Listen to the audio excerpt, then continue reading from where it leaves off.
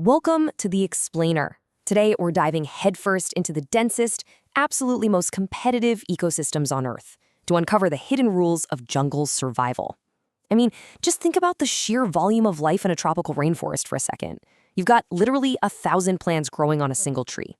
The competition for food, for space, for a mate, it is off the charts. So to make it here, you're gonna need a whole lot more than just luck. Picture a forest so incredibly dense that just staying alive requires extreme adaptation, some seriously devious genius, or the backing of an entire community. Imagine being completely surrounded by predators and rivals, right? Every single leaf could hide a deadly threat or your next meal. It truly feels like a vast search party pushing into virgin territory, which is a quote that just perfectly captures the relentless, chaotic energy of these wild places.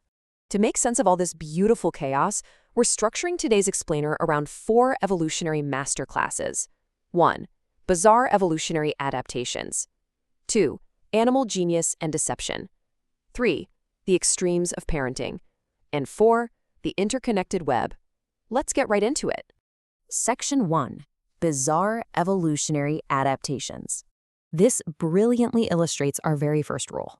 Down in Ecuador, the competition is so intense that you have 100 different species of hummingbirds all fighting over the exact same nectar. It's crazy. So, rather than fighting 99 other birds for a quick meal, the sword-billed hummingbird did something amazing. It evolved a beak longer than its entire body. This gives them VIP exclusive access to these super long flowers that literally no other bird can reach. Now, this genius adaptation does come with a pretty hilarious drawback. Their beak is so ridiculously long they can't even use it to preen themselves, so they have to awkwardly scratch their feathers with their tiny feet. Hey, it's a small price to pay for having your own private food supply, right?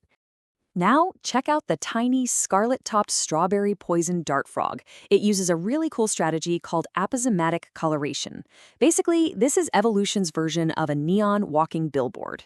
The frog's brilliant colors are sending a very clear, direct warning: do not eat me. And trust me, it is not bluffing. Their skin holds such incredibly potent alkaloids that any predator foolish enough to touch or eat them is going to feel like they have a literal golf ball stuck right in their throat. They won't be able to breathe or swallow. All of that intense power is packed into a frog that could comfortably sit right on your thumbnail. The real takeaway here is that some adaptations demand total, absolute bodily commitment. Take the three-toed sloth, for instance. Almost every plant in the rainforest has some kind of chemical or physical defense. So to get around this, the sloth developed these highly specialized gut pouches and unique bacteria, just so we can eat the toxic, incredibly tough leaves that nobody else wants. But here's the catch. Extracting energy from that diet is ridiculously hard. It actually takes them several weeks to digest a meal the size of a small egg. Wow! To survive on such a tiny amount of energy, they've completely traded speed for efficiency. They move so deliberately, and honestly, so little, that they are essentially living forest furniture. I mean, they even host entire colonies of moths right there in their fur. And hey, even the tiniest creatures know how to brilliantly hack their environment. In the dense jungle of Borneo, the night chorus is absolutely deafening. So if you're a fingernail-sized male treehole frog, how on earth do you find a mate? Well, you find a perfectly shaped tree hollow, and you actually tune your vocal pitch to resonate perfectly inside it. By hitting that exact frequency, this little guy turns the tree into a biological megaphone. It amplifies his tiny call up to 50 meters across the forest, cutting right through the noise. Just picture that, a frog the size of your fingernail throwing his voice half a football field. Insane. All right, moving on to Section 2, Animal Genius and Deception. Just look at this step-by-step hustle. It turns out about 1/5 of all squirrels are basically thieves. They would way rather steal a nut than actually forage for one. So to counter this, a clever squirrel will perform this totally fake burial routine. It's this shameless, over-the-top piece of acting where they pretend to dig and bury a nut, specifically to misdirect the thieves watching them, all while secretly hiding the real prize right inside their cheeks. Once the duped thief sneaks in to rob the empty hole, our original squirrel makes it clean getaway. It is just pure brilliance. But it gets better. To manage burying roughly 10,000 nuts every single autumn, and then successfully finding up to 4,000 of them months later, their bodies do something truly mind-blowing. The actual area of the squirrel's brain responsible for memory enlarges by 15%. Just imagine if your own brain physically grew every time you studied for a test, just to handle the biological hard drive space required to map out thousands of hidden caches. Nature is amazing. Let's see how this kind of brain power builds into lethal deception, especially with the Portia jumping spider. Now, this is a spider that actively hunts and eats other spiders. which, as you can imagine, is a highly dangerous way to make a living. To pull this off, Portia relies on 3 distinct superpowers. She can leap 50 times her own body length. She has superb eyesight to spot prey through all the jungle clutter. And most incredibly, she possesses genuine problem-solving intelligence. She literally maps her world in 3D to plan the perfect attack route. And if she can't get to the center of a victim's web, she'll physically pluck the silk strands to flawlessly mimic a struggling insect, drawing the larger, venomous web owner right into her ambush. Pure tactical genius. Now for Section 3, the extremes of parenting. Did you know orangutans have the longest childhood of any animal on Earth besides us humans? A young orangutan will spend 7 to 8 years closely shadowing its mother. And this isn't just about basic protection. No, it's a massive, multi-year survival school. The mother helps map out exactly where to find food across this vast, complex canopy and teaches absolutely vital survival skills, passing down generations of deep, deep forest knowledge. On the flip side, we see a completely different yet equally extreme parenting strategy with the poison dart frog. It presents us with a really fascinating logistical puzzle. Okay, imagine you're a thumbnail-sized father frog. You've just hidden your tadpoles in these tiny, tiny pools of water high up in the canopy to keep them safe from predators. The pools are super secure, right? But they are completely devoid of food. And as the father, you physically cannot produce any food yourself. So what on earth do you do? Well, the answer is this extraordinary 6-week test of memory and teamwork.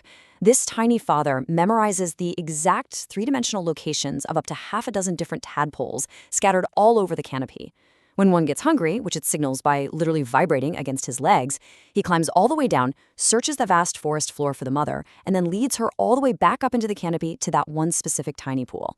The mother then provides the ultimate custom meal. She lays a single, unfertilized egg directly into the pool just for the tadpole to eat. Incredible teamwork. Of course, sometimes parenting is heavily hindered by simple geography. Take a look at the kakapo. This is a flightless, completely nocturnal parrot native to New Zealand, and it can weigh up to 4 kilos. Because they evolved on an isolated island with 0 land mammals, they completely lost the ability to fly. Now, they do live incredibly long lives, sometimes well over 100 years, but they reproduce slower than pretty much any other bird on the planet.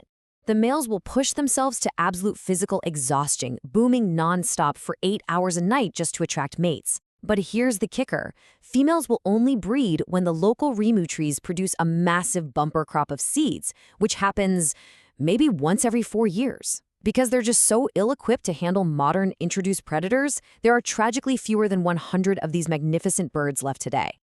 And finally, Section 4, the interconnected web. This next example brilliantly illustrates the whole concept of a superorganism. An army ant colony essentially acts as a single, devastating entity that entirely transcends the size of any one individual. Think about it. While you and I have a sensory system and a skeleton inside our bodies, this completely blind colony flushes out the jungle across a massive 10-meter front every single day. How? By using a sensory system made of 2 million sweeping antennae and a skeleton built from the interlocking living bodies of the worker ants. Hooked up with a rapid response defense system of soldiers, they operate flawlessly as one massive, unstoppable force. Meanwhile, you've got leafcutter ants acting as the forest's ultimate recyclers.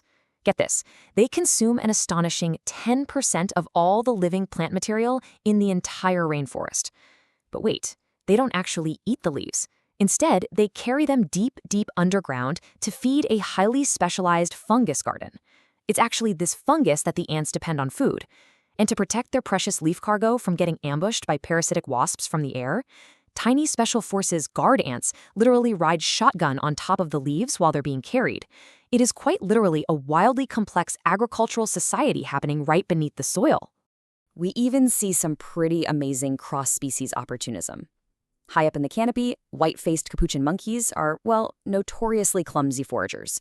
They completely lack finesse, constantly shaking branches and knocking insects loose as they move. But what's amazing is that local birds of prey have totally figured this out. They will actively chaperone the monkeys, flying just beneath them. They aren't trying to attack the monkeys at all. They are just effortlessly snatching up the cascade of fleeing insects that the monkeys accidentally dislodge. It's this incredible, unspoken relationship born entirely out of convenience. Back in the 19th century, evolutionary biologist Alfred Russel Wallace was in a state of sheer gibbering excitement when he stumbled upon the completely unique standard wing bird of paradise in Sulawesi.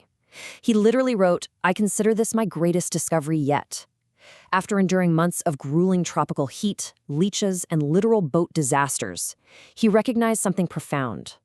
These isolated, hyper-specialized relationships, like a bird evolving entirely unique, bizarre feathers, just to stand out in one tiny, isolated patch of jungle, are the absolute true marvels of evolution. So what should you really take away from all this? It's how profoundly connected we are to these wild systems. When we observe wild chimpanzees culturally passing down the exact technique of termite fishing to their kids, or an orangutan perfectly mimicking human tool use to saw a piece of wood, it completely bridges the gap between our world and theirs. The intelligence, the emotion, and the deep, deep interconnectedness of these forests are simply irreplaceable. Which leaves us with one incredibly vital question to ponder. As we uncover these ancient, hidden masterclasses of survival, what is humanity's responsibility in protecting this intricate and profoundly fragile web? Thank you so much for exploring with us today, and I'll see you in the next explainer.